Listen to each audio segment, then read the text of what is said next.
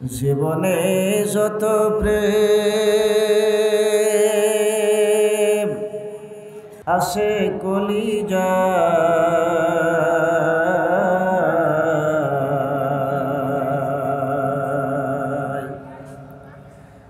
নবীজির তরে সবটুকু দে দিব তাই, বিনিময় শফাআত যদি তার পাই,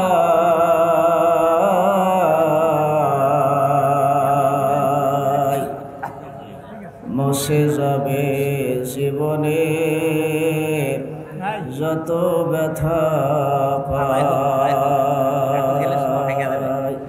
আবু জেহেলের দলবল কুসাই ইবনে কেলাবের বাড়িতে দারুন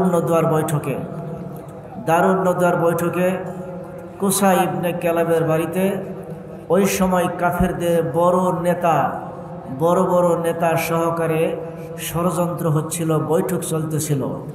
সেই বৈঠকে যে বক্তব্য পেশ করেছে তারা, এইটা মহান আল্লাহ রাব্বুল আলামিন তাম বিশ্ব জগৎবাসীকে শুনবার জন্য আল্লাহর এই কোরআনে রেকর্ড করে দিয়েছে। জোরে করেন সুবহানাল্লাহ। তাহলে নবীর বিরুদ্ধে ষড়যন্ত্র করে সেটা যদি আল্লাহ রেকর্ড করতে পারে, তাম পৃথিবীতে যা হচ্ছে ঘটবে সমস্ত আল্লাহ রাব্বুল আলামিনের কাছে সে খবর। জোরে বলেন আছে না নাই? দুনিয়ায় যাদের সম্পদ বেশি, টাকা বেশি, যাদের ক্ষমতা বেশি, তারা সম্মানী। এখানে 200 বিঘা সম্পদের লোক থাকলে ওকে সার করে মানুষ, স্যার আসেন বসেন, কত সম্মান ইজ্জত কত। যদি বড় ধরনের বড় মাপের নেতা হয় তাকেও সম্মান করে মানুষ। বিভিন্নভাবে সম্পদশালী অর্থ ক্ষমতা দিয়ে মানুষ সম্মান পায়, মর্যাদা পায়। কিন্তু কিয়ামতের ময়দানে এটা উল্টা হয়ে যাবে। এটা সম্পদ থাকলে সে ওখানে কোনো দাম নাই, মূল্য নাই। ওখানে দাম হওয়া লাগবে সবচাইতে ইন্না আকরামাকুম ইনদাল্লাহি আতকাকুম, আল্লাহর ভয় যার অন্তরে সবচেয়ে বেশি ছিল, দুনিয়া আখিরাতে আল্লাহ তার সম্মান আর মর্যাদা বেশি বানায় দিবে। এটা হলো আল্লাহর ভয়। প্রথম নম্বর নেতা বক্তব্য পেশ করলেন দারুন নদওয়ার বৈঠকে। প্রথম নম্বর নেতা বক্তব্য পেশ করলেন। এই বক্তব্য একটু কান লাগান, সবাই শোনেন। মায়েরা যারা অপেক্ষা করছেন পর্দার অন্তরালে, আপনাদের সম্মুখে দুটো কথা বলার জন্য চেষ্টা করবেন ইনশাল্লাহ। ধৈর্য হারাবেন না, গোলমাল করবেন না, কথা বলবেন না। আর এই মঞ্চের সবসময় যারা লোকজন উঠতে দিবেন না। এই মঞ্চ ধরেই কাঁপতেছে, মাইক পর্যন্ত কাঁপতেছে। যারা উঠবে নামবে পরে, সারাদিনে ওঠা নামা করবেন না। প্রথম নম্বর নেতা বক্তব্য দিচ্ছে,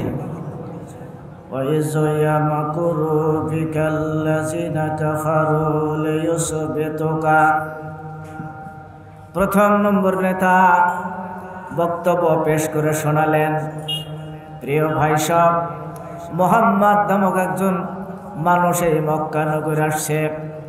আমাদের দলের সব লোকগুলো সে মুসলমান বানায় দিচ্ছে। জোরে বলেন সুবহানাল্লাহ। কি বানাচ্ছে? একটু হা করেন। কি বানাচ্ছে? মুসলমান বানাচ্ছে। মুসলমান বানানোর কাজ ভালো না খারাপ? বক্তব্য পেশ করলেন, আমাদের দলের লোকগুলা সব মোহাম্মদ নামক এই লোকটা মুসলমান বানায় দিচ্ছে। তাহলে কি করা লাগবে? কি করলে মুসলমান বানাইতে পারবে না? আমাদের লোকগুলাকে মুসলমান বানাইতে পারবে না, তাহলে কি করা লাগবে? প্রথম নম্বর নেতা বক্তব্য পেশ করে দিলেন, তাহলে আমরা ওকে জেলখানার মধ্যে আমরা বন্দি করব। জেলখানার মধ্যে যদি বন্দি করি তাহলে আমাদের দলের লোকগুলা মুসলমান বানাইতে পারবে না। ষড়যন্ত্র শুনলেন? কোথায় বন্দি করবে? তাহলে বুঝা যাচ্ছে জেলখানাত বন্দি ভালো মানুষেরা হয় নাকি বলেন? শুধু খারাপ মানুষের জেলখানাত বন্দি হয় না। বিশ্বনবী কি খারাপ ছিল? প্রথম নম্বর নেতা বললেন, ভাইয়ের আমার, এই মোহাম্মদকে আমরা জেলখানার মধ্যে আমরা বন্দি করব, তাহলে আমাদের লোকগুলো আর মুসলমান বানাইতে পারবে না। 2 নম্বর নেতা বক্তব্য পেশ করে শোনাচ্ছে, ওই বক্তব্য মহান আল্লাহ কোরআনে রেকর্ড করে দিয়েছেন। দুই নম্বর বক্তব্য, দুই নম্বর নেতা বলছেন, ভাই আও ইয়াকতুলুকা আও ইখরিজুকা। দুই নম্বর নেতা বলছেন, না, ওকে যদি জেলখানার মধ্যে যদি আমরা বন্দি করি, তাহলে আমাদের কিছু দলের লোক তো জেলখানার মধ্যে বন্দি আছে। এই মোহাম্মদ এই জেলখানার মধ্যে গিয়া আমাদের যত লোক ওই জেলখানার মধ্যে আছে সব লোককে মুসলমান বানায় দিবে। কথা বুঝলেন? আচ্ছা বলেন তো, আওয়ামী লীগ বিএনপি যখন ক্ষমতা ছিল শুধু খালি অন্য দলের লোক জেলখানা থাকে না? আওয়ামী লীগের লোকও জেলখানা ছিল। বিএনপি ক্ষমতা আসলে বিএনপির দলও তো লোক জেলখানা থাকবে। এই লোকটা বললেন, ভাইরা আমার, মোহাম্মদকে জেলখানার মধ্যে যদি আমরা রাখি, বন্দি করি, তাহলে আমাদের লোক তো কিছু জেলখানার মধ্যে আছে। সুতরাং মোহাম্মদ এই লোকটা জেলখানার মধ্যে কি আমাদের সব লোকগুলা মুসলমান বানায় দিবে। তাহলে আমরা কি করব? ওকে আমরা দেশ থেকে তাড়াই দেব। ইখুরে জোকা, আমরা এই দেশ থেকে একেবারে তাড়াই দেব। তাহলে আমাদের দেশের লোকগুলাকে আর কখনো মুসলমান বানাইতে পারবে না। এখন বলেন তো, মুসলমান বানানোর দায়িত্ব কার? জোরে বলেন কার? প্রিয় ভাই সাহেব, এই দেশেই শুধু ষড়যন্ত্র নাই, এখনকার যুগেই শুধু ষড়যন্ত্র নাই, বিশ্ব নবীর উপরেও তারা কটূক্তি ষড়যন্ত্র করেছিল। মহান আল্লাহ এই কথাটা তামাম পৃথিবী বিস্তার করে দেওয়ার জন্য, ছড়িয়ে দেওয়ার জন্য আল্লাহ কোরআনুল কারীমের মধ্যে রেকর্ড করে দিয়েছেন। জোরে কোন আল্লাহু আকবার। দুই নম্বর লোক যখন বললেন, ভাইয়ের আমার, একে দেশ থেকে তাড়াইয়া দেওয়া হবে, তাড়াইয়া যদি আমরা দেই তাহলে আমাদের লোকগুলা হেফাজত থাকবে, মুসলমান বানাইতে পারবে না। এইবারে তিন নম্বর নেতা বক্তব্য দিচ্ছে, ভাইয়ের আমার একটা বক্তব্য হলো, তার মানে যেই দেশ মোহাম্মদ নামক এই লোকটাকে আমরা তাড়াই দিব, ওই দেশটাও জ্বালায়া পোড়ায় ছারখার করে দিবে। ওই দেশের যত মানুষ আছে ওই দেশের মানুষগুলোকে মুসলমান বানায়া দিবে। তাহলে কি করা হবে? মোহাম্মদকে কি করা হবে? যেই দেশেই দেওয়া হবে সেই দেশের লোকগুলো মুসলমান বানায় দিবে। তাহলে কি করা হবে বলেন? শুধু তাই নয়, তিন নম্বর লোক তিন নম্বর নেতা বক্তব্য দিচ্ছে, আমরা ওকে হত্যা করে ফেলে দেব, জীবনের মনে আমরা শেষ করে ফেলবো। তাহলে আমার মনের দুশ্মন, আমাদের দুশ্মন শত্রু জীবনের মনে শেষ হয়ে যাবে, মুসলমান আর কাউকে বানাইতে পারবে না। আবু জেহেল মক্কা নগরের আশেপাশে যতগুলি রাষ্ট্র ছিল সমস্ত রাষ্ট্রের নেতাদের কাছে পত্র লিখে জানাই দিছে, বন্ধু আমার শোনো, এই যে মোহাম্মদ নামক একটা লোক আমাদের দেশে এসে জ্বালায় পোড়ায় ছারখার করে দিচ্ছে। মোহাম্মদ বলে সব মানুষকে জ্বালায় পোড়ায় ছারখার করে দিচ্ছে। যেই লোকটার চরিত্রের কথা মহান আল্লাহ নিজেই বর্ণনা করেছেন। জোরে করেন সুবহানাল্লাহ। ভাইরা আমার, নেতাদের বক্তব্য দিচ্ছেন, না, এই মোহাম্মদ যদি আপনাদের দেশে যায় খবরদার আপনারা জায়গা দিবেন না। মক্কা নগরের নেতারা তো জায়গা দিবারই চাচ্ছে না, আর যেখানে যাবে ওই দেশটা নিষেধাজ্ঞা জারি করে দিচ্ছে। আবু জেহেল, ভাই মোহাম্মদ নামক এই লোকটা যদি আপনার দেশে যায় খবরদার জায়গা দিবেন না। এখন বলেন তো দেখি, মোহাম্মদ নামক এই মানুষের সাথে যে শক্তি আছে, একবার লম্বা করে বড় করে জোরে করে বলেন সেই শক্তির নাম কি? জোরে বলেন নাম কি? না, হয়নি। আল্লাহর শব্দ বলতে শরম লাগে, লজ্জা লাগে। আর আল্লাহ একটু মুখ ভরে উচ্চারণ করেন না, বলে আল্লাহ।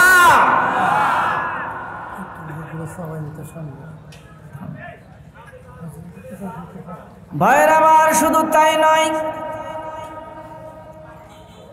সব দেশে খবর পৌঁছে গেল মোহাম্মদ এই লোকটা কেমন ধরনের, একটু দেখবার জন্য একটা দল আসলো।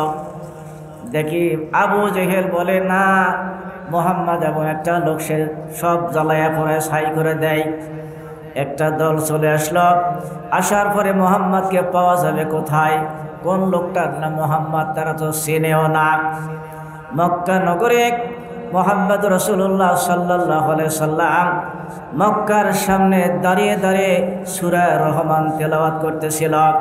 এমন সময় ওই কাফেররা দেখলো, আমার মনে হয় এই লোকটার নামে মোহাম্মদ হবে না, এই লোকটা পাগল হতে পারে না। এই লোকটা মাজলুম হতে পারে না, এই লোকটা জাদুকর হতে পারে না, এই লোকটা খারাপ হতে পারে না।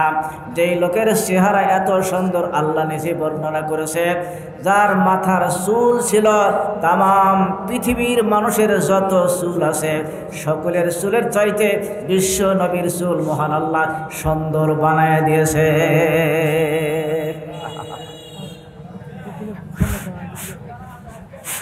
ভাইরা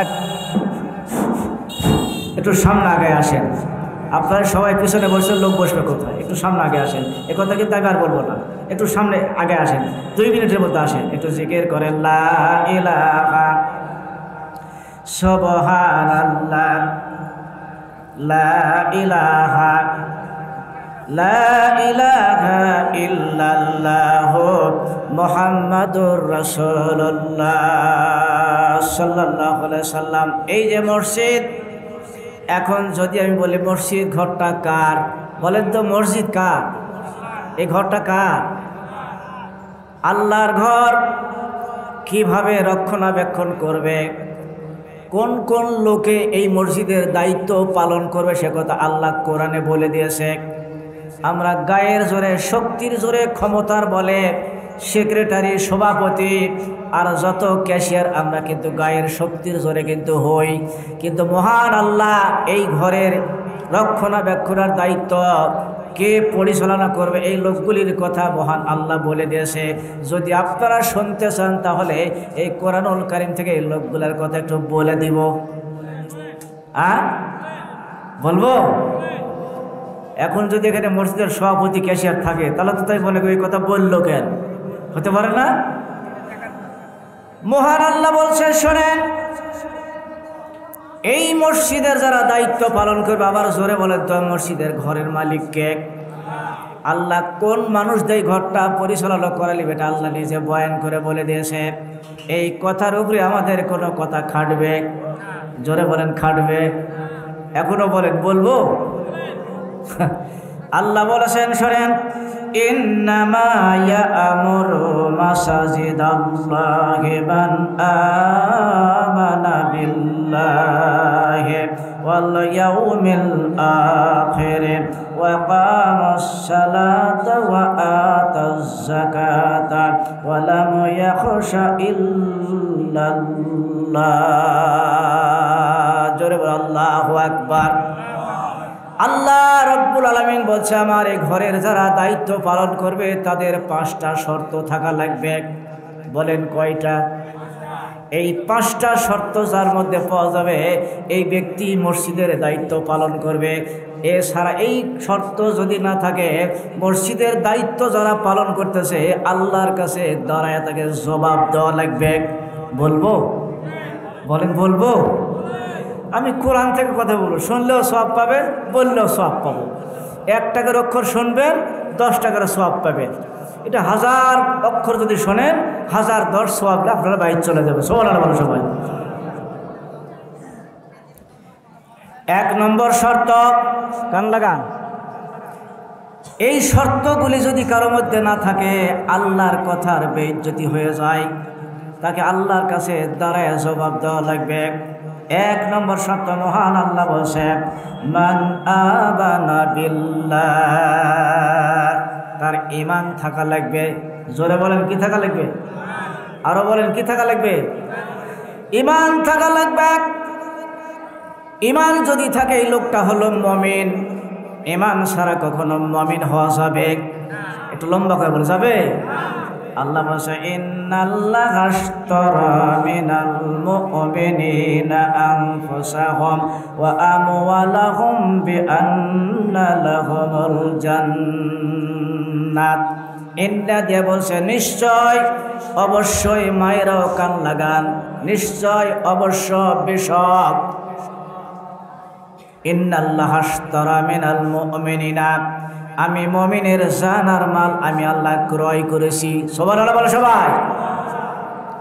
কোন জিনিস যদি কেউ বেচা কিনা করতে চায় তাহলে 4টা শর্ত লাগবে। 4টা শর্ত ছাড়া জিনিসটা বেচা কিনা হয় না। 1 নম্বরের শর্ত, একটা ক্রেতা লাগবে। একজন যাই কিনবে, ক্রেতা লাগবে। আর 2 নম্বর শর্তে একটা বিক্রেতা লাগবে, একটা ক্রেতা আর একটা বিক্রেতা। মাল বেচবে কে, কিনবে কি? 3 নম্বরে একটা মাল লাগবে, 4 নম্বরে একটা মূল্য লাগবে। এই ক্রেতা বিক্রেতা মাল আর মূল্য যখন হবে তখন জিনিসটা বেচা কিনা সহজ হয়ে যাবে না? আপনারা কি বলেন? ঠিক আছে না কথা? তাহলে এখানে ক্রেতাকে কিনবে কে? আল্লাহ। জোরে বলেন, কে কিনবে? ক্রেতা হলে আল্লাহ। ইন্নাল্লাহা আশতারা মিনাল মুমিনিনা আনফুসাহুম ওয়া আমওয়ালাহুম বিআন্না লাহুমুল জান্নাহ। এখানে কিনবে, যিনি কিনবেন তিনি হচ্ছেন আল্লাহ। সুবহানাল্লাহ বলে সবাই। কে কিনবে? জোরে বলেন, কে কিনবে? আল্লাহ। বিক্রি করবে কে? কে বেচবে? মুমিন। যারা মুমিন তারা বিক্রি করবে, এরা হলো বিক্রেতা, আর ক্রেতা হলো আল্লাহ। দেখেন তো মজাটা কীরকম, দেখেন এর মজাটা কীরকম দেখেন।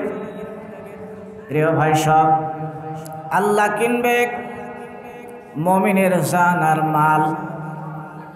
আমরা দিতে চাইলেও কিন্তু আল্লাহ নিবে না।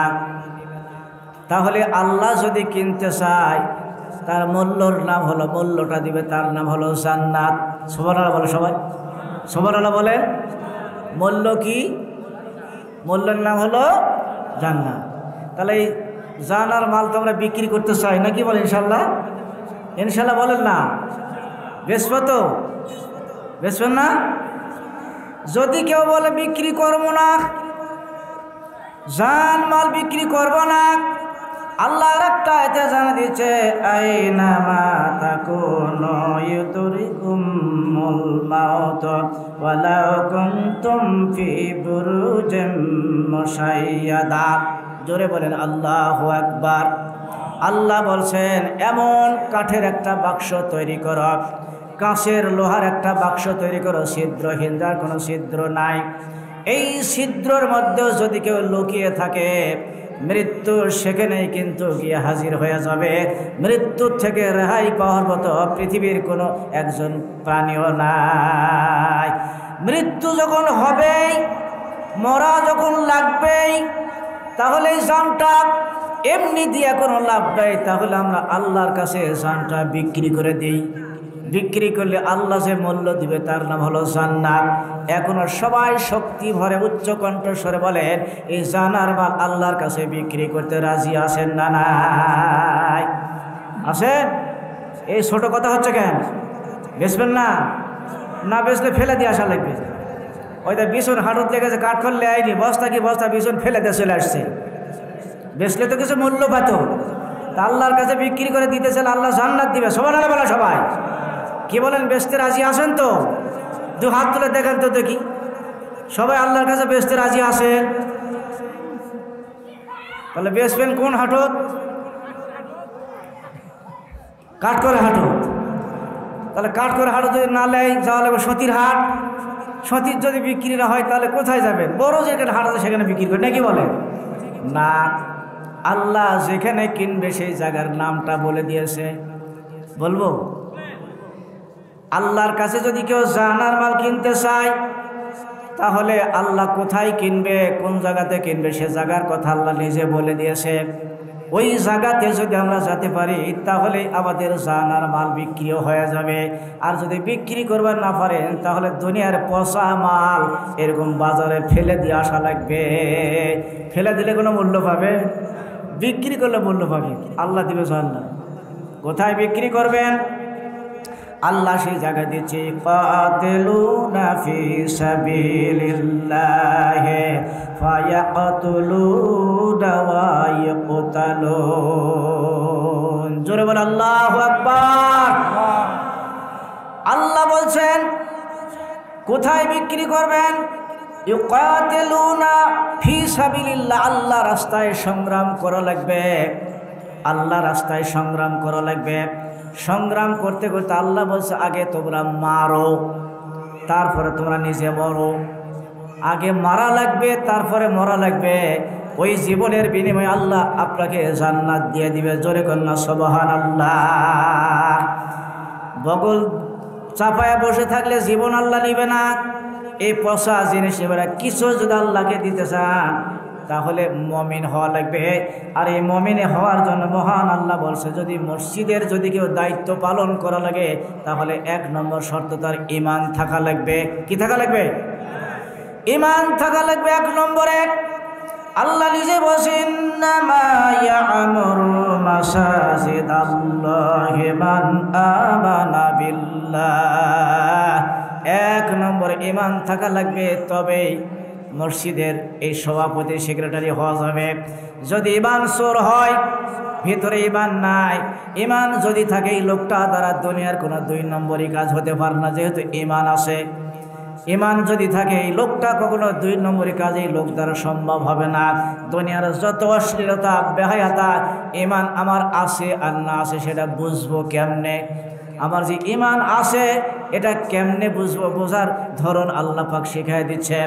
যখন দেখবেন ভালো ভালো কাজে আপনাকে আনন্দ দিচ্ছে, আজকের জালসা কোরআনের মাহফিল হচ্ছে, বলেন তো কোরআনটা কার?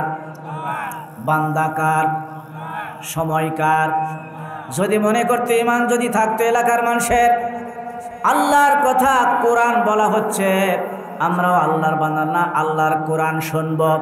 দেখেন তো কয়টা লোক এখানে বসে আছে, আর হাজার হাজার লোক এইরকমভাবে তারা বাহিরে ঘোরাফেরা করতেছে। কথা বলেন ঠিক কিনা?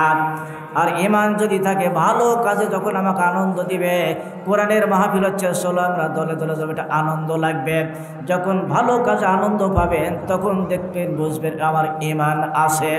আর খারাপ কাজে যখন আনন্দ লাগবে তখন জানবে যে এই লোকটার ঈমান নাই। আজকে ওয়াজ মাহফিলে বসে আছেন, আগামীকাল যদি মাদারের গান হয় ওখানেও যাবেন, বুঝবেন লোকটা ঈমান নাই। এই লোকটা দ্বারা মসজিদ কমিটি চালানো মোটেই সম্ভব না। একথা কে বললেন? জোরে বলেন, কে বললেন? 2 নম্বরের শর্ত আল্লাহ দিচ্ছে, 2 নম্বর শর্ত আল্লাহ দিচ্ছে, ওয়াল ইয়াউমিল আখির।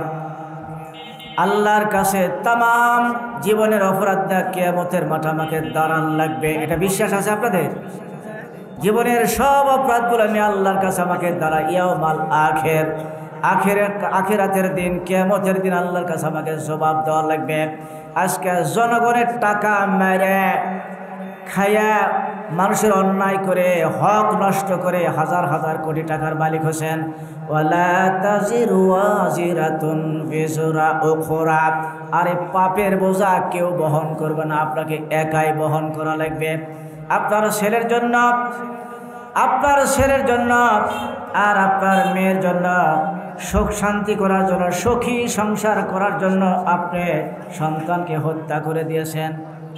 সুখী সংসার করবেন এই জন্য সন্তানকে হত্যা করে ফেলেছেন।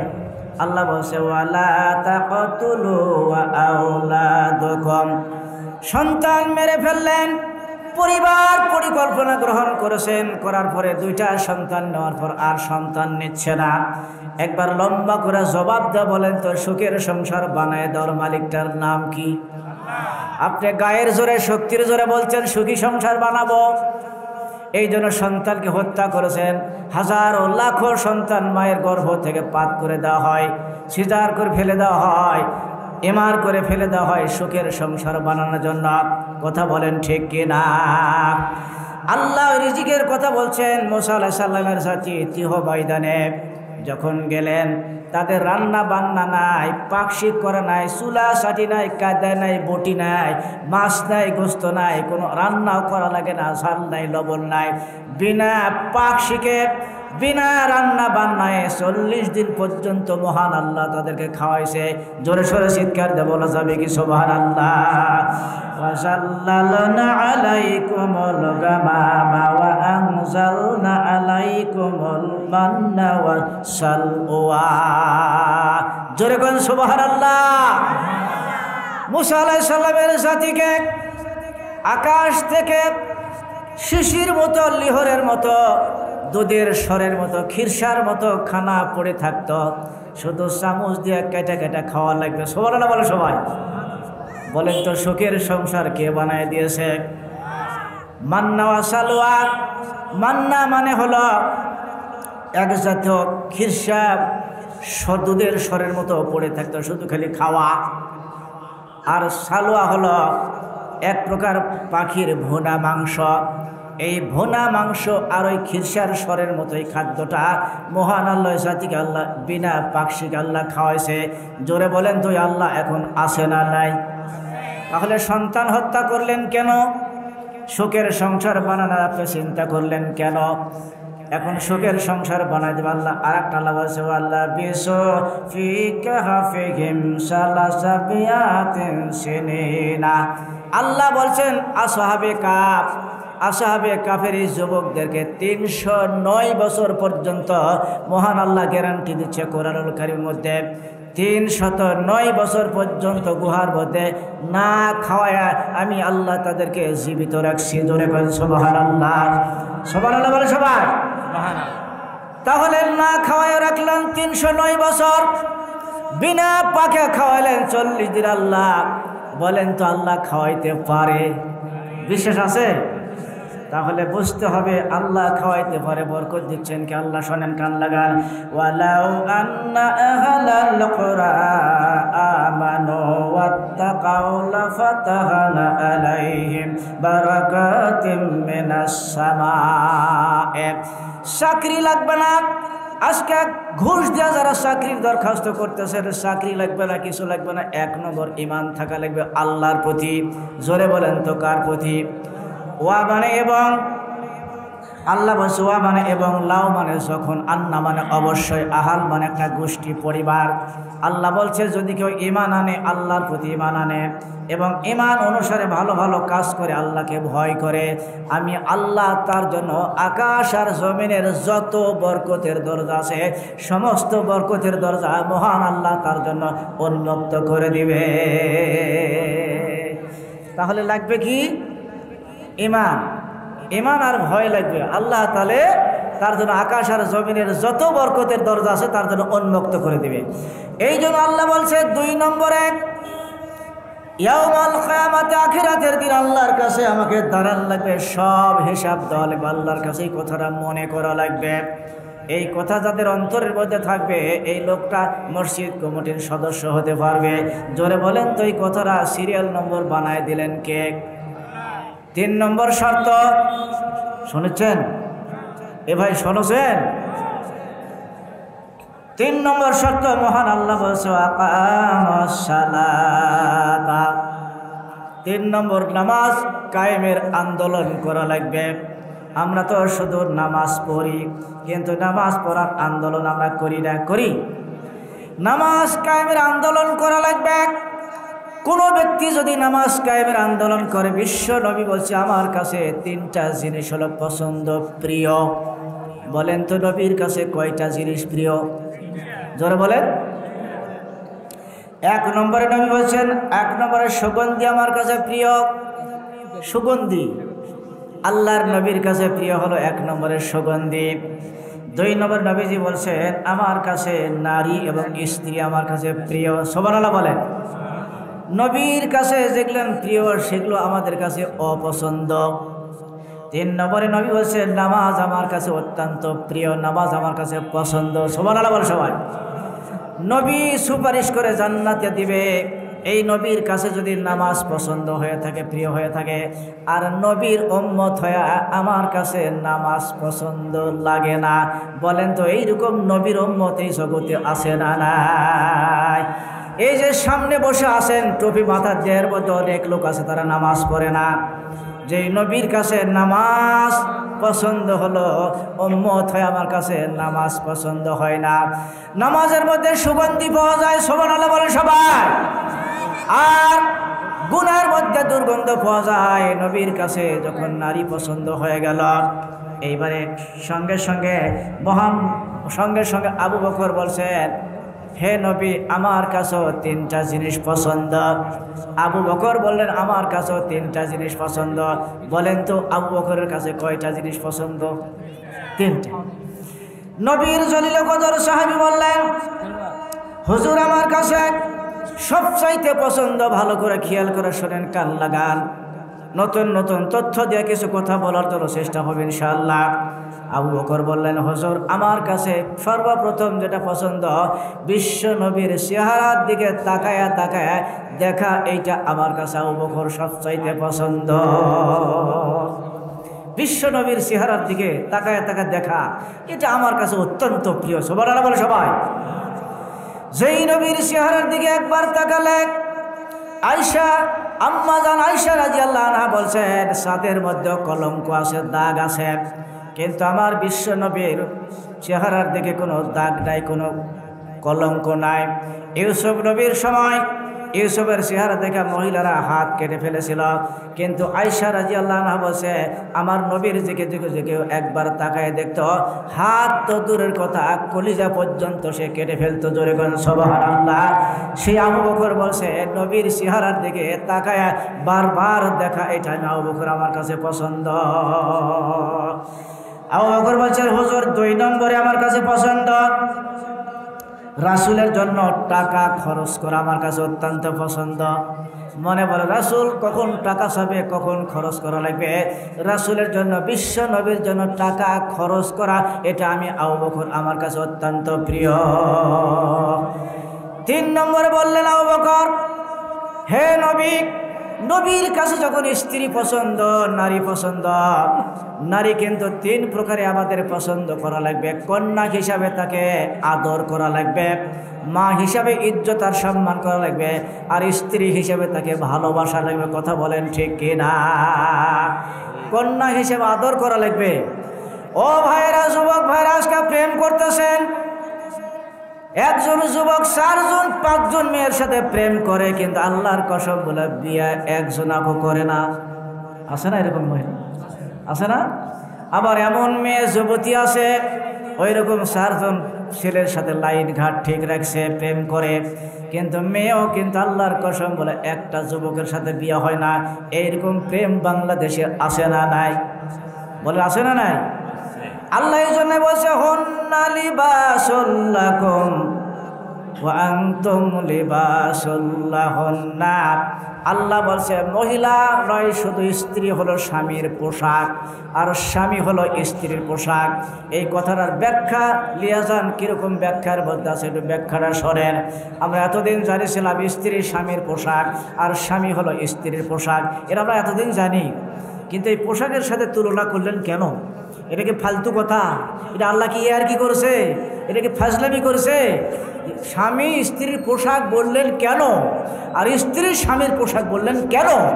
এর মধ্যে কারণ আছে না? বুঝতে হবে পোশাকের কাজ কয়টা। মহান আল্লাহ বলছে, স্বামী হলো স্ত্রীর পোশাক, মায়েরাও কান লাগান, স্ত্রী হলো স্বামীর পোশাক, কান লাগান মায়েরা। এই পোশাকের সাথে তুলনা করলেন কেন? যেহেতু পোশাকের কাজ হলো 2টা। নতুন কথা শুনে যান, এই পোশাকের কাজ হলো, গুণ হলো 2টা। 1 নম্বর, আমি মেহের আলী মৌলভী এখানে ওয়াজ করার জন্য আসছি। বিভিন্ন জেলার যখন যাই, একটা গামছা ঘাড়ে, একটা গেঞ্জি গায়ে দিয়া, স্যান্ডেল পরে যদি আমি ওই মাহফিলে যাই, সম্মান করবে? বলেন করবে? বলে কি আসলে, কি বক্তা, আরে স্যান্ডেল পায়ে আর গেঞ্জি গায়ে আর একটা গামছা ঘাড়ে, এটা কি বক্তা, সম্মান দিবে? বড় জুব্বা যখন লাগালাম, 300 টাকা দামের টুপি যখন মাথায়, চশমা দিলাম 500 টাকার, জুতা 2500 3000 টাকা দামের যখন জুতা, গাড়ি থেকে নামার সাথে সাথে 4 জন 5 জন লোক আসছে, হুজুর আসেন, আসসালামু আলাইকুম, বলবে কি না? সম্মান। 1 নম্বর পোশাকের সম্মান। পোশাকের কাজ হলো সম্মান আর মর্যাদা বৃদ্ধি করে দেওয়া। জোরে কোন সুবহানাল্লাহ, সুবহানাল্লাহ চিৎকার দিয়ে বলে। সম্মান বৃদ্ধি করে দেওয়া পোশাকের। এই জন্য আল্লাহ স্ত্রীকে পোশাক বানালেন স্বামীর, স্বামীকে পোশাক বানালেন স্ত্রীর। কারণটা হলো, স্বামী যদি পোশাক হয়ে থাকে, তাহলে স্বামীর কারণে, ওই স্বামীর কারণে স্ত্রীর সম্মান আর মর্যাদা দুনিয়াতে বেশি হওয়া লাগবে। সুবহানাল্লাহ বলে সবাই। আপনি তো বইয়ের গীবত করেন, আপনার স্ত্রীর কথা দুলা ভাইয়ের কাছে সব কথা বলে দেন, স্ত্রীকে খাটো করেন, স্ত্রীকে অপমান করেন, বেইজ্জত করেন না। এই বেইজ্জত করার জন্য আল্লাহ পোশাক আপনাকে বানায় দেয়নি। আপনি শুধু স্বামী নন, আপনি হলো এই বিবির পোশাক। স্বামী নয়, পোশাক। আপনার জন্য স্ত্রীর সম্মান আর মর্যাদা বৃদ্ধি পাওয়া লাগবে। আর স্ত্রী যারা আছেন তারা কান লাগান, শুধু স্ত্রী নয়, আপনি হলো স্বামীর পোশাক। স্বামী আপনার জন্য স্বামীর সম্মান আর মর্যাদা বেশি হওয়া লাগবে। আপনি তো শুধু স্বামীর গীবত করেন আর স্বামীর কথা মানুষের কাছে বলে বলে দেন, স্বামীর খাটো করেন, স্বামীকে অপমান করেন, স্বামীকে বেইজ্জত করেন। এরকম বউ বাংলাদেশে জোরে বলেন আছে না নাই? আছে না? এক নম্বর কাম হলো সম্মান আর মর্যাদা বেশি করে দেওয়া। পোশাকের 2 নম্বর কাজ হলো, আমার দিকে একটু মন লাগান, সবাই মন লাগান। 2 নম্বর কাজ হলো, পোশাকের কাজ হলো ঢেকে রাখা। একটা জিনিস আছে, একটা কাপড় দিয়ে পোশাক দিয়ে ঢেকে রাখা লাগবে, এটা ঢেকে রাখা। আল্লাহ এমনিতেই ফাজলামি করেনি, আর কি করেনি, আল্লাহ তো ফালতু কথা বলেনি। স্বামী হিসেবে আপনি পোশাক, ওই স্ত্রী যত অপরাধ করবে, যত রকমের দোষ ত্রুটি করবে, আপনার স্বামী হিসাবে পোশাক হিসাবে স্ত্রীর দোষগুলো সমস্ত ঢেকে রাখা লাগবে। একবার লম্বা করে বলেন তো, এই ওয়াজ কে করেছে? মনে করবেন মেহের আলী ওয়াজ করেছেন না, এটা আল্লাহ করে দিয়েছে। কে বলছে? লম্বা করে বলেন, কে বলছে? স্বামী যদি পোশাক হয়ে থাকে, হন্না লিবাসুল লাকুম ওয়া আনতুম লিবাসুল লাহুন্না। আল্লাহ বলছেন স্বামী যদি পোশাক হয়ে থাকে, তাহলে স্ত্রী যত অপরাধ করবে, দোষ ত্রুটি করবে, স্বামী পোশাক হিসাবে সব দোষগুলা ঢেকে রাখা লাগবে। রাজি আছেন তো? এবার রাজি আছেন তো? ইনশাল্লাহ। তো এরা সস্তা, করাটাই তো মুশকিল। মায়েরাও শোনেন, আপনি যদি স্বামীর পোশাক হয়ে থাকেন, তাহলে স্বামী যত অপরাধ করবে, যত দোষ করবে, স্ত্রী হিসেবে আপনাকেও ঢেকে রাখা লাগবে। এটা হলো আল্লাহর ওয়াজ। এই জন্য আবু বকর বলছে আমার কাছে 3 নম্বর পছন্দ। আবু বকর বলছে 3 নম্বর আমার কাছে পছন্দ। যেহেতু আল্লাহর নবীর কাছে স্ত্রী পছন্দ, নারী পছন্দ, আমি আবু বকর আমার কাছে পছন্দ। আমার মেয়ে আয়েশা যেন আল্লাহর রাসূলের স্ত্রী হয়, এটা আমার কাছে অত্যন্ত প্রিয়। জোরে বলেন সুবহানাল্লাহ। আবু বকর বলছে আমার আয়েশা আল্লাহর নবীর স্ত্রী হোক, নবীর সাথে বিয়ে হোক, এটা আমার কাছে অত্যন্ত পছন্দ। সুবহানাল্লাহ বলে সবাই।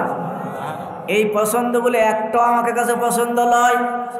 কথা বলেন ঠিক কিনা? ওমর বলছেন হুজুর আমার কাছেও 3টা জিনিস প্রিয়।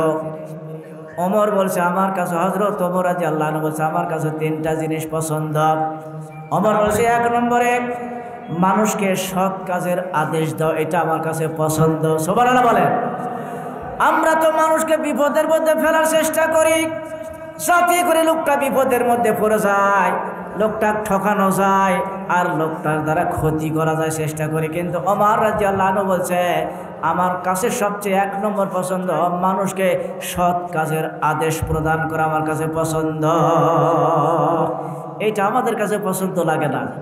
ওমর বলছে আমার কাছে 2 নম্বর পছন্দ মানুষকে গুনার কাছ থেকে, পাপের কাছ থেকে মুক্ত করে দেওয়া, এটা আমি ওমর আমার কাছে পছন্দ। 3 নম্বর পছন্দ ওমর রাদিয়াল্লাহু বলছে 3 নম্বর পছন্দ আমার কাছে পুরাতন কাপড় পরে থাকা আমার কাছে অত্যন্ত প্রিয়। সুবহানাল্লাহ বলেন সবাই। অর্ধ পৃথিবীর প্রেসিডেন্ট, অর্ধ পৃথিবীর বাদশাহ, যিনি খলিফাতুল মুসলিমিন, তিনি বলছেন পুরাতন কাপড় আমার কাছে অত্যন্ত প্রিয়। আর আমরা বাংলাদেশের মানুষ নবীর উম্মত হয়ে নতুন ভালো পোশাক ছাড়া পুরাতন ছিঁড়া পোশাক আমরা পরতে চাই না। কথা বলেন ঠিক কিনা? এগুলো একটা পছন্দ আমাদের কাছে, একটা পছন্দ না। ওসমান রাদিয়াল্লাহু আনহু বলছেন হুজুর আমার কাছে 3টা জিনিস পছন্দ। সুবহানাল্লাহ বলেন সবাই। সুবহানাল্লাহ। মুসলিম জাহানের 3য় খলিফা তিনি বলছেন ওসমান রাদিয়াল্লাহু বলছে আমার কাছেও 3টা জিনিস পছন্দ। ওসমান বলছে হুজুর আমার কাছে 1 নম্বর পছন্দ ক্ষুধার্ত মানুষ যারা, অনাহারে যারা থাকে, ক্ষুধার্ত মানুষকে খাবার দেওয়া, এটা আমি ওসমান আমার কাছে অত্যন্ত পছন্দ। ক্ষুধার্ত মানুষকে খাওয়ালে আল্লাহ এত খুশি হয়, এত সওয়াব পাওয়া যায়, আমরা এটা মোটেও টের করতে পারি না। ওসমান বলছে হুজুর আমার কাছে 2 নম্বর পছন্দ যাদের বস্ত্র নাই, কাপড় নাই, পোশাক নাই, এই বস্ত্রহীন মানুষদেরকে বস্ত্র দান করা আমার কাছে অত্যন্ত পছন্দ। মুসলিম জাহানের তৃতীয় খলিফা বলছেন মানুষকে বস্ত্র দান করা আমরা তো করিও না, এই জন্য পুরাতন কাপড় সবচাইতে আল্লাহ রাস্তায় দান করে দাও, আল্লাহর কাছে প্রিয়। আমরা খেতা সেলাই করি, লেপ সেলাই করি, বালুস ভরি বিভিন্ন পোশাক দিয়ে আমরা কাজ করি, কিন্তু আমরা বিতরণ করতে চাই না। আর ওসমান বলছে আমার কাছে বস্ত্রহীন মানুষদেরকে বস্ত্র দান করা আমার ওসমান আমার কাছে অত্যন্ত প্রিয়। জোরে কন্যা সুবহানাল্লাহ। 3 নম্বর হযরত ওসমান বললেন হুজুর আমার কাছে সবচাইতে কোরআন তেলাওয়াত করা আমার কাছে অত্যন্ত প্রিয়। এই কোরআন যখন তেলাওয়াত করবেন তখন কিন্তু মজা পাওয়া যাবে, এমন মজা পাওয়া যাবে কোরআনের মতো মজা আর এই পৃথিবীতে নাই। জোরে কোন আল্লাহু আকবার। হযরত আলী বললেন হুজুর আমার কাছেও 3টা জিনিস পছন্দ। কয়টা? এ ভাই কথাগুলো শুনেছেন না গাঁও ভাষায় দিচ্ছেন? আলী বলছেন হুজুর আমার কাছেও 3টা জিনিস পছন্দ। সর্বপ্রথমে আমার কাছে 1 নম্বর মেহমানদারি করা আমার কাছে অত্যন্ত পছন্দ। আমরা তো মেহমানদারি করতেই চাই না। মেহমান আলে কি করে বাড়িতে যাবে? হয়তো বাড়িতে থাকবো না, চলে গেলাম, মুখ খাপ করে থাকলাম, মেহমানদারি করি না। মেহমানদারির মতো এত ফজিলত, এত সওয়াব আল্লাহর রাসূল বুখারী মুসলিমের মধ্যে উদ্ধৃত দিচ্ছেন। মদিনার মসজিদে নববীতে হাজী সাহেবরা দেখে আসছে, আমিও দেখে আসছি। মদিনার মসজিদে সেজদাও দিয়ে আসছি। আল্লাহর রিয়াজুল জান্নাত, ওই মদিনার মসজিদে রিয়াজুল জান্নাত একটা জায়গা আছে, ওখানে সেজদাও দিয়ে আসছি। এই মসজিদে বিশ্ব নবী যখন বয়ান করতেছিলেন ইহুদি প্রতিদিন এসে আল্লাহর নবীর বক্তব্য শোনে, কিন্তু মুসলমান হয় না। হযরত ওমর একদিন জায়গা পাচ্ছে না পেয়ে ওমর ওকে কলার ধরে টেনে মসজিদের বাহিরে নিয়ে গেছে। বিশ্ব নবীও দেখতে পেয়ে বলছে ওমর ওকে আমার কাছে নিয়ে আসা হলো। ইহুদিকে প্রশ্ন করলেন, নবীজি বলছেন বাবা আমার বক্তব্য প্রতিদিন তুমি শোনো কিন্তু মুসলমান হও না, কারণটা কি? আমার সাহাবীরা জায়গা পাচ্ছে না আর প্রতিদিন তুমি আমার বক্তব্য শোনো, মুসলমান হন না, কারণ কি? ইহুদি বলছে হুজুর আমি 2টা কারণে আমি মুসলমান হই না। নবী বলছে বাবা বলেন কারণটা কি 2টা? ইহুদি বলছে হুজুর 1 নম্বর কারণ আপনি সাদা চান, যুদ্ধের ময়দানে সাদা দেওয়া লাগবে, হুজুর আপনি সাদা চান, আমি সাদাও দিতে পারবো না, মুসলমানও আমি হব না, এইটা হলো 1 নম্বর কারণ। হুজুর বললেন 2 নম্বর কারণের কথা একটু বলো। ইহুদি বলছেন আল্লাহর নবী 2 নম্বর কারণ মেহমান যখন আসে আপনি তখন মেহমানের ভাগ দেন, যাও তুমি 2টা মেহমান নিয়ে যাও, তুমি 1টা নিয়ে যাও, আমি যদি মুসলমান হই তাহলে আমাকেও মেহমানের ভাগ আপনি দিবেন। আমি মেহমানদারি করতেও পারবো না, মুসলমানও আমি কখনো হব না। নবী বলছেন বাবা এই 2টা শর্ত যদি আমি মেনে নেই তোমাকে মেহমানের ভাগ দিব না, তোমার কাছ থেকে আমি সাদাও চাবো না, তাহলে কি মুসলমান হবে? বলে হুজুর তাহলে আমি মুসলমান হব। কালেমা পড়েন লা ইলাহা ইল্লাল্লাহু মুহাম্মাদুর রাসূলুল্লাহ সাল্লাল্লাহু। মুসলমান হয়ে গেছে।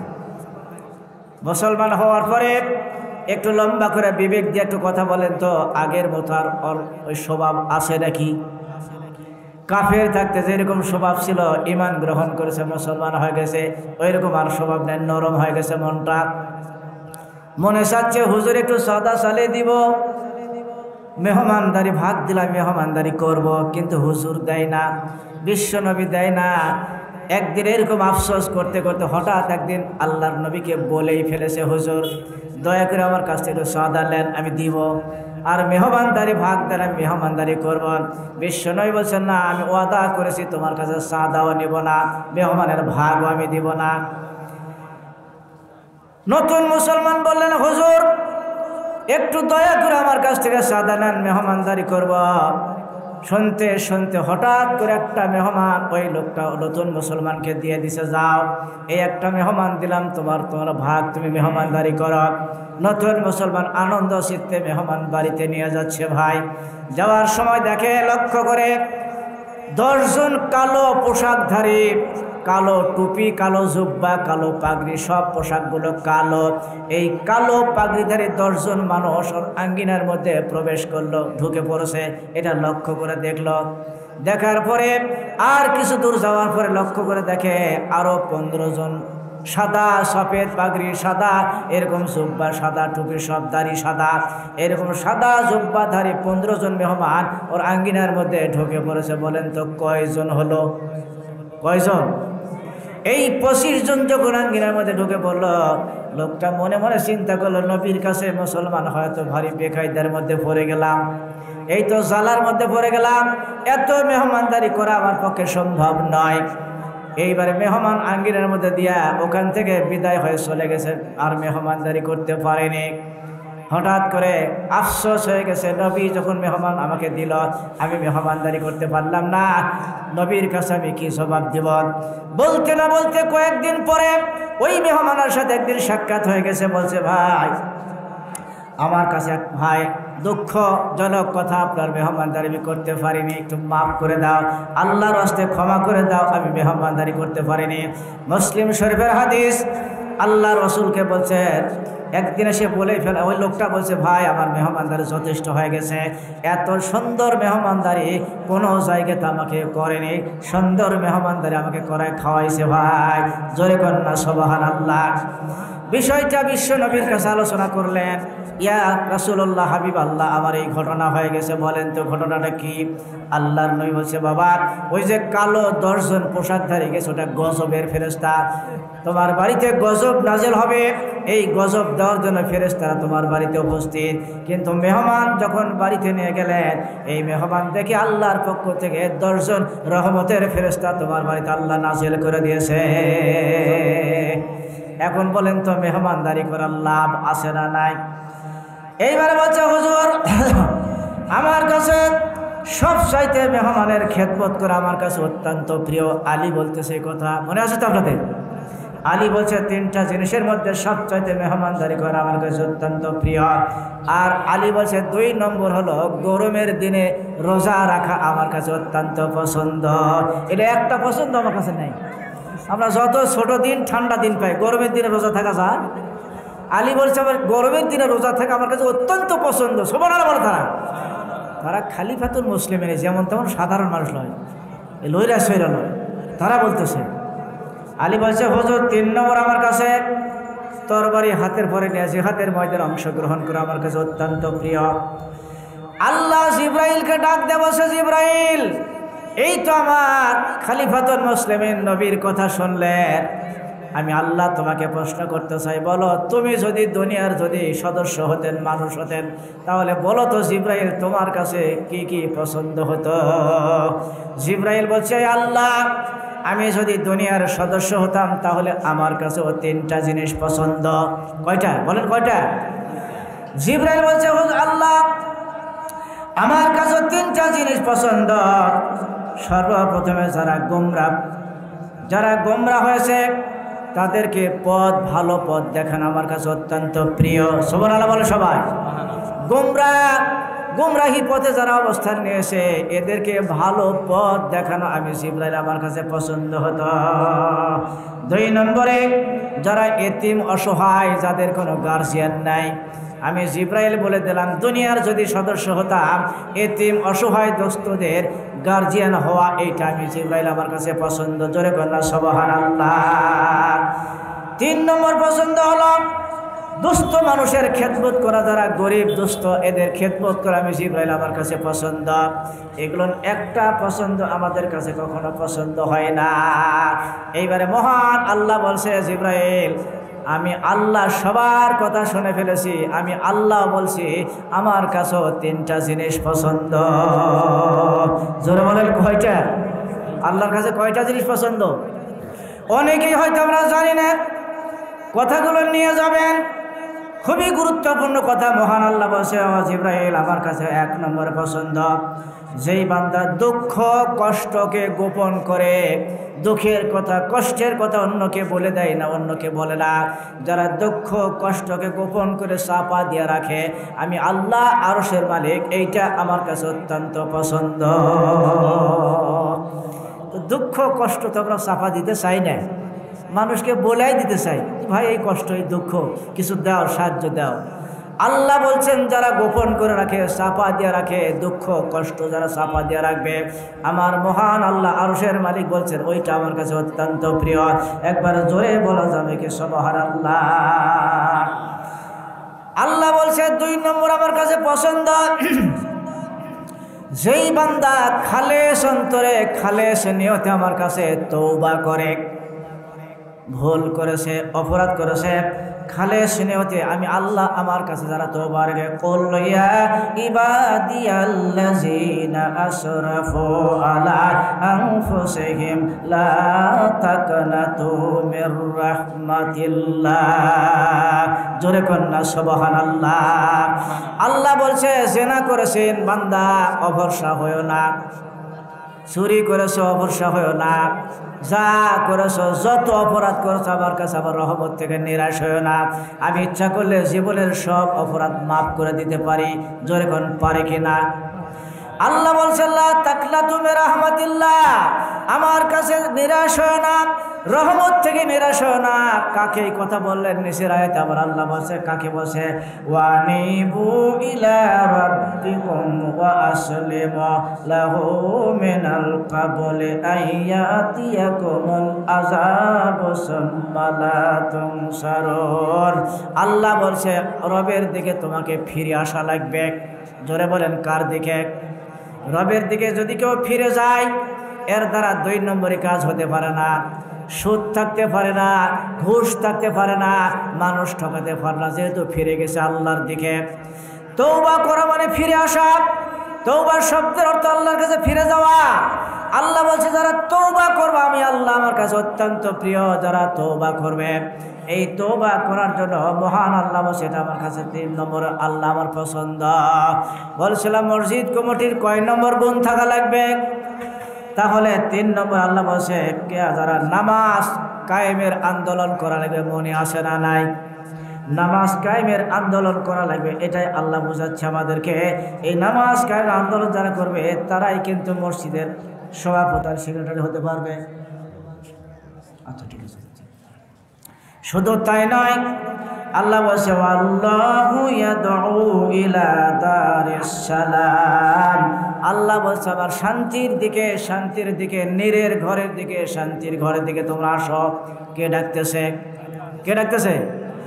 শান্তি আল্লাহ নিজে ডাকতেছে। কান লাগান। আল্লাহু ইয়াদউ ইলা দারিস সালাম। সালাম মানে শান্তি। শান্তির ঘরের দিকে, শান্তির নীরের দিকে তোমরা এসব আসো। আল্লাহ বলছে ইলাবার দিকে এসো।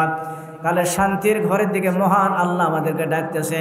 এখন বলেন তো দেখি শান্তির ঘরের দিকে আমরা যাতে কে কে রাজি আছে? একটু হাতটা তুলে দেখান তো দেখি। আল্লাহ নিজে ডাকতেছে তোমরা শান্তির ঘরের দিকে আসো, শান্তির নীরের দিকে আসো, শান্তির দরজার দিকে আসো। কে ডাকতেছে? মেহের আলী না আল্লাহ? আমরা আল্লাহর শান্তির ঘরের দিকে সবাই যাতে রাজি আছি তো ইনশাআল্লাহ। এখন ঘর বানাতে কমপক্ষে 4টা খুঁটি লাগবে। কয়টা খুঁটি? অন্তত কমপক্ষে 4টা খুঁটি ছাড়া কিন্তু ঘর হবে না। 4টা কোনা, 4টা খুঁটি দিলে 4টা ঘর হবে। তাহলে বলা হয়েছে 1 নম্বর খুঁটির নাম হলো নামাজ। নামাজ যার আছে ওই ঘরের খুঁটি তার কাছে আছে। আর খুঁটি যদি না থাকে ঘরের মধ্যে যায় প্রবেশ করা সম্ভব নয়। কথা বলেন ঠিক কিনা? খুঁটি আছে তো সবার কাছে? যাবার তো চাচ্ছেন আল্লাহর শান্তির ঘরের দিকে যাব। তাহলে ঘর বানাতে কমপক্ষে 4টা খুঁটি ছাড়া ঘর হবে? আর খুঁটি ধরলাম না, আরও মেলা খুঁটি লাগে, কমপক্ষে 4টা। তাহলে 1 নম্বর খুঁটির নাম কি? নামাজ। নামাজ থাকলে ওই ঘরের মধ্যে যেতে পারবেন। নামাজ নাই, আল্লাহ যতই ডাকুক শান্তির ঘরের দিকে আসেন, শান্তির নীরের দিকে আসেন, আপনি যেতে পারবেন না। 2 নম্বর খুঁটির নাম হলো যাকাত। যাকাতের কাবেল যারা করেছেন তার যাকাত দেওয়া লাগবে। যাকাত কাবেল হওয়ার পর যারা যাকাত দিবেন এই ঘরের মধ্যে কিন্তু যেতে পারবেন না। 3 নম্বর খুঁটির নাম হলো রোজা। এই যে রোজা আসতেছে, রোজা খায়াও রোজা হয়, না খায়াও রোজা হয়। তার মানে এক একটা শরীয়তের সময় এক একটা রোজা ছিল। আল্লাহ বলছে কুতিবা আলাইকুমুস সিয়াম কামা কুতিবা আলাল্লাযিনা মিন ক্বাবলিকুম লাআল্লাকুম তাত্তাকুন। আল্লাহ বলছে পূর্ববর্তীদের পুরুষের জন্য আমি রোজা ফরজ করেছিলাম, ওটা রমজানের রোজা, তাদের জন্য ফরজ ছিল না। এমন শরীয়ত ছিল, না খায়া রোজা রাখা লাগবে, সারাদিন খাবে, কিন্তু শরীয়তে বলে দিয়েছে কথা বলা চলবে না, কথা বললে রোজা কিন্তু ভেঙে যাবে। সারাদিন খাও, খায় রোজা রাখো, কিন্তু কথা বলা চলবে না।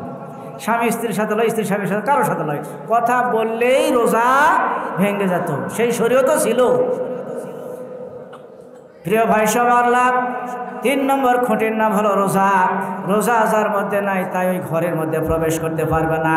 এই যে সামনে রমজান মাস, এই রোজা রাখার জন্য সকলেই আমরা প্রস্তুত আছি না নাই? বলে ইনশাআল্লাহ বলে রোজা রাখবো, রোজা রেখে আল্লাহর শান্তির ঘরের দিকে যাব।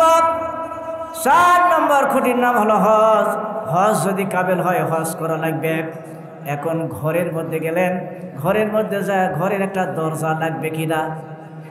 ঘর আপনি বানাইলেন, 4টা খুঁটি দিয়ে বানালেন, 4টা খুঁটি দিয়ে বানাচ্ছে, ঘরে একটা দরজা লাগবে, নাহলে প্রবেশ করবেন কোন দিক দিয়া? এখন এই প্রবেশ করার জন্য একটা দরজা লাগবে।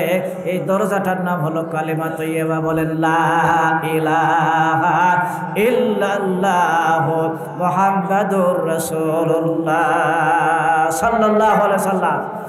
এই কালেমার হাকিকত, এই কালেমার গুণ, এই কালেমার ব্যবহার যদি আমার কাছে থাকে, শুধু পড়লেই হবে না, এই কালেমা থাকলে শান্তির ঘরের মধ্যে আমরা সবাই প্রবেশ করতে পারবো। এখন এই ঘরের চাল লাগবে কয়টা? বলেন কয়টা? একটা একটা করে কোরআনের মধ্যে সব বলে দেওয়া হয়েছে। যদি একটা বলতে চাই রাত চলে যাবে আমার ভাইরা, বেশি সময় নেওয়া সম্ভব হচ্ছে না। এই কালেমা, এই দরজা দিয়া আমরা আল্লাহর এই শান্তির ঘর, শান্তির নীড়ের মধ্যে প্রবেশ করব। সকলেই বলেন তো ইনশাআল্লাহ। তাহলে বুঝলেন মসজিদ কমিটির গুণ লাগবে কয়টা?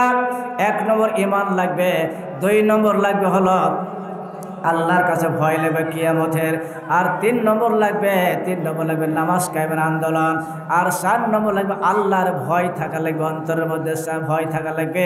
এই ভয় যার মধ্যে আছে তারাই কিন্তু মসজিদের কমিটি হতে পারবে। আর যদি না থাকে সব গুণ, আল্লাহর কাছে জবাব দেওয়া লাগবে কিয়ামতের দিন। জোরে কন্যা সুবহানাল্লাহ।